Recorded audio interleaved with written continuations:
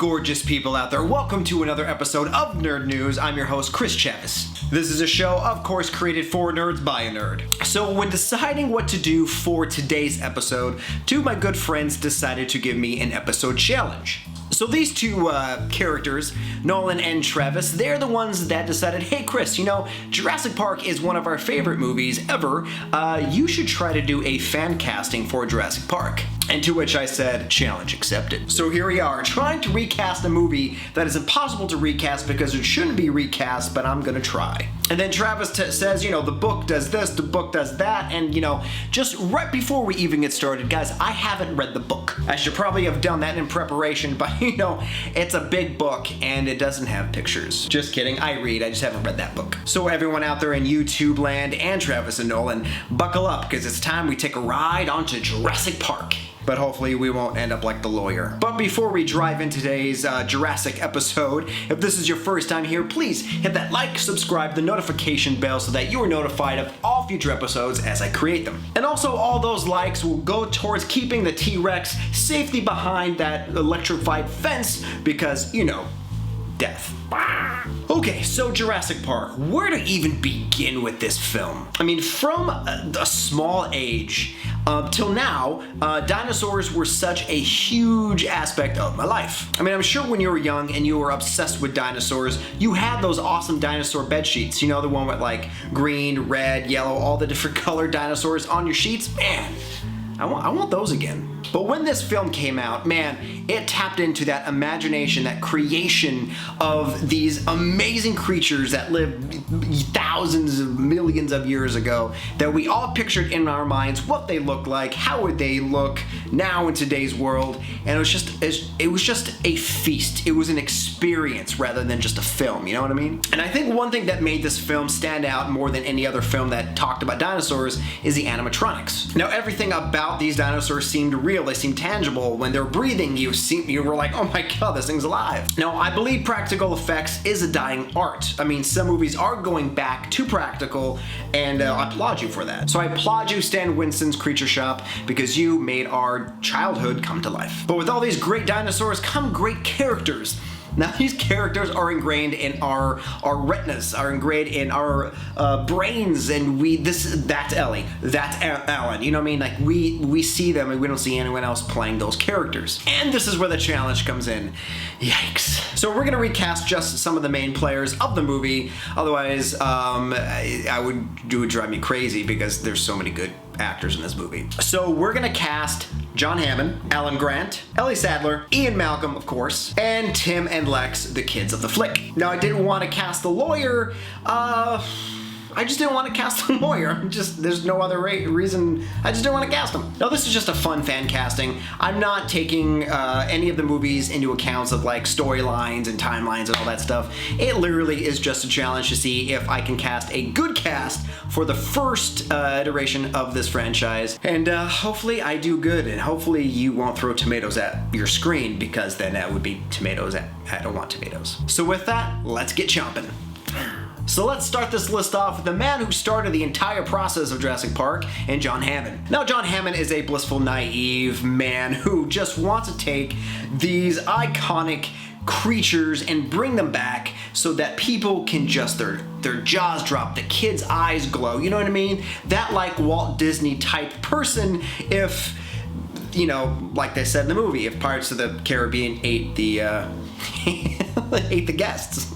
I mean, he had good intentions. I mean, his heart was out there on his sleeve. He wanted people to enjoy something that they believed they would never see in their entire life. He made it possible, but there was a cost, and that's death. Maybe he just should have stuck to the flea circus. So I want to try to find an actor with that same enthusiasm, that same love for his passion project, his lifelong dream to make this into a reality. So that's why I think I'm going to cast actor Christopher Plummer. Now, Christopher has an impressive list of movies under his belt, like over 216 plus movies, I think. A Beautiful Mind, The Sound of Music, and of course lately he did Knives Out. Now, Christopher definitely can bring that spark that's needed to this character to give that, you know, enthusiasm like I mentioned before. Well, at least at the beginning before people get eaten. And And during like The Sound of Music, he brought this charm to that character, you know? That like suave, like his head's held high, that man, it's like, hey, play music. I don't want to play music. Please play it for me. Okay. And he takes a guitar, he starts playing and singing, and everyone is like,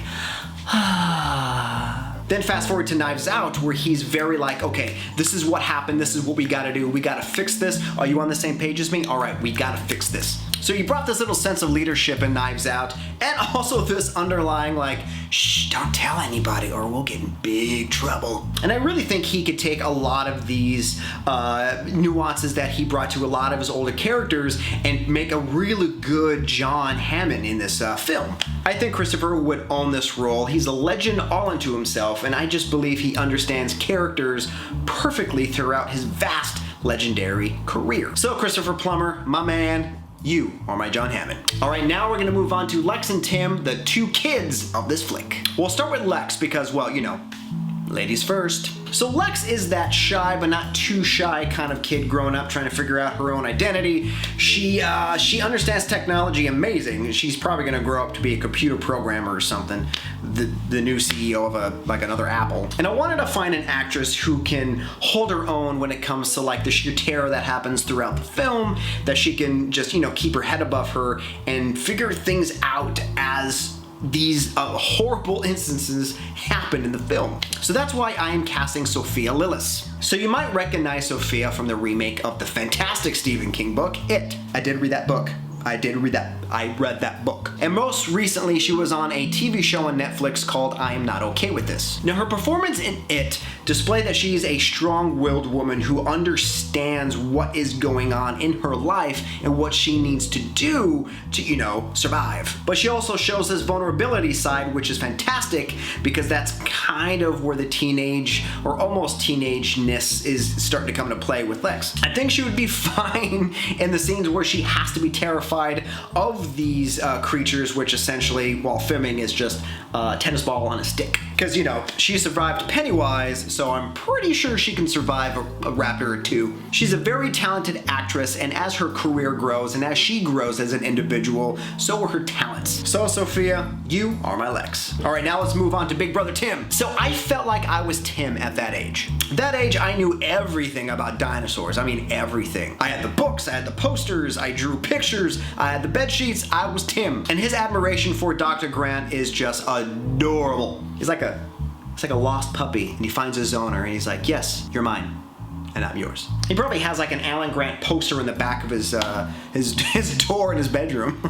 So I want to find an actor who can convey that level of excitement and knowledge about dinosaurs. So I'm gonna cast young actor Jacob Tremblay. Now, Jacob is best known for the movie Room with Brie Larson, and also in the hilarious comedy Good Boys that he did with Seth Rogen, wrote and directed it. It's really funny. Now, Jacob definitely has a bright future in this business. In 2016, he won Best Actor at the Critic Choice Awards. He's done, since those movies, a lot of dramatic roles, so he understands the human condition, he understands curiosity, he understands one thing that he does very well as an actor, he listens, and listening is the number one key in being an actor. You gotta be able to react into what is going on in order to convey that scene, and he did that perfectly in Room with Brie Larson. Not The Room, just Room. And I think casting these two great up-and-coming actors can actually build a good backstory if they ever decide to film something down the road of Tim and Lex and like their backstory. So Jacob, my man, get ready to run from dinosaurs and fall from electric fences because you're my Tim. All right, next let's move on to Ellie. So Ellie is this strong scientist. She is this great archaeologist. She's in love with her job, in love with Alan, and wants little kids of her own. And when the occasion calls for it, she can fight. Trust me, she can fight. Man, if the raptors were real, I would have died like 2 seconds into that movie. What's that sound? Death. So I wanted to cast an actress who is very strong, who's very like, you know, she has her head on her shoulders, but she's also a little funny, because Ellie's a little funny when it comes to Alan and the kids. So I want to find an actress that can borderline all these things and still come across as like, yeah, you're an archaeologist, of course. You know what you're talking about. I can see that. So I'm casting Stania Katic. So Stania is best known for an amazing TV show called Castle. She plays this tough woman who's had a rough past, but she has this great bouncing back and forth relationship with all the characters in that show. She's very quick, but but also very, like, is questionable on everything that happens. And I think she would add really good little bits of drama into this because, yet again, I'm a little naive because I haven't read the book, but I know some parts of the book are a little bit more dramatic than the movies. Am I right or am I wrong? Let me know. And she'll bring that excitement to that role of when she sees the dinosaurs for the first time, and then Alan grabs her head and she goes. And she also voiced Lois Lane in Superman Unborn, which is a fantastic DC animated movie. If you haven't seen it, check it out. So if she could do Lois justice, then she could do Ellie justice. She understands strong, powerful women, and I think she would do great. So Stania, you, my dear, are my Ellie. So now let's move on to the eclectic character that everyone loves in this entire movie, and that of Iain Malcolm. Now, we all know Jeff Goldblum. We love Jeff Goldblum. No one else can play this role can play this role than Jeff Goldblum. See how passionate I got? I couldn't speak. His odd laughing, his weird demeanor, his quirky, unique personality, it makes that character stand out. It's the comic relief slash voice of reason in this film. So I wanted to find an actor who is still on par when it comes to being quirky and weird, but can still turn it off in a second and just be that voice of reason, like I said. So when thinking of eclectic actors in Hollywood, one name popped up. One name came to my mind that I was like, that's it. That's my Iain. And that actor is Taika Waititi. So Taika, what can I say about him? Well, first of all, he's well known for the hilarious TV show What We Do in the Shadows, Thor Ragnarok, and also Star Wars The Mandalorian. It also has been announced that he's going to write and direct the reboot to Flash Gordon, so there's a little bonus content for you. Taika came to my mind because he is a character all on his own. He's really smart when it comes to his performances, like Jojo Rabbit. He's quick to think of jokes right on the spot, but he also has those moments of sheer clarity and seriousness that you believe what he is saying. And I wanted to still have that quirkiness in this character because I don't know, he's that comic relief, like I said, and you need someone who's just a little unhinged to be that character. I also wanted to cast Taika in this role because I love Taika Waititi. He's amazing. Anything he does, I'm gonna watch it. So Taika, get ready because you are Iain Malcolm. All right, so last on this list is the man himself, Mr. Alan Grant. So Alan has this very unique kind of like, I think of Alan Grant as almost as like Harrison Ford. He's very dry and he's very just like, ugh. Why are you here? He loves dinosaurs, he's passionate about dinosaurs, he respects them even through everything that happened at the park. But throughout the film, he does have those little moments where like the light shines through and he starts to warm up the kids, you know, and small little tiny jokes happen, but it's not like, you know, Taika Waititi would bring or Jeff Goldblum. So I wanted to find an actor who is really good at comedy and obviously has done some action. Now the reason why I wanted comedy is comedic actors always make the best dramatic actors. And Robin Williams is a great example of that. But to find an actor who can do that exploration of dinosaurs, who loves dinosaurs, who respects everything about dinosaurs, one actor came to my mind. He's another fan favorite of fans and my personal one of my favorite actors as well, and that of Nathan Fillion. Now Nathan, of course, is well known for Firefly, a slew of voiceover work. He also voiced, if you're a video gamer, Kate Six in Destiny. He also did an amazing short film on YouTube about another video game franchise, Uncharted. If you haven't seen that, it's amazing. And also one of the reasons why I wanted him in this role, he was in a show called Castle. Does that sound familiar? That's right, the actress who I cast as Ellie was his co-star. So they already have this relationship, right? They know each other. There's already chemistry there. There's nothing to force, there's nothing to work on. It just works. And Nathan is such a likable guy. You wanna have coffee with him, you wanna have a beer with him, but also he has that little bit of intimidation when he needs to.